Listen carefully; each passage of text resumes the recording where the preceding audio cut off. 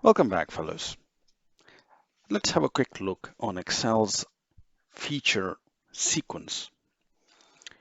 Today, you will not only learn about this function, but you will also get an understanding of how to include multiple dimensions to your data. So I'll be very precise and simple, starting with the function itself, how it looks like. Sequence, that's how you write it. Start parentheses. Now Excel is asking how many rows would you like to include. I'll say 10. And how many columns? I'll say 10. So 10 rows, 10 columns. What would you like to start with? Like which number should be the starting point? That's one.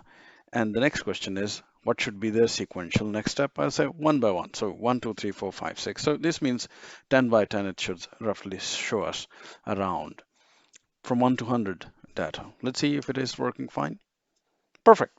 So we have a 10 row data and a 10 column data here in this sequential table.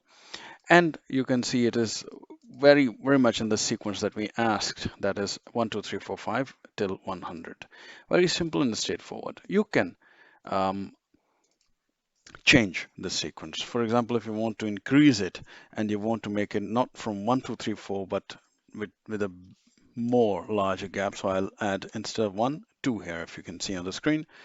Enter. Now we have a gap, and that is why it reached around 199. That is how it works. So you can change the sequence of this particular sequence function that you have included and a kind of a virtual table you have created by changing the numbers here. For example, if I want to start from 5 and I just want to have 1 plus 1 plus 1, and let's see, starting from 1 till 104. So you can change sequences live in it, and you can create a table of your own choice sequence in this. I would encourage you to experiment more in this functionality and enjoy using it, and share your experiences in the comments below.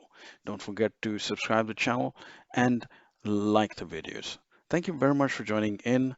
I look forward for your comments and feedbacks. Till then, stay safe and take care of yourself. Bye bye.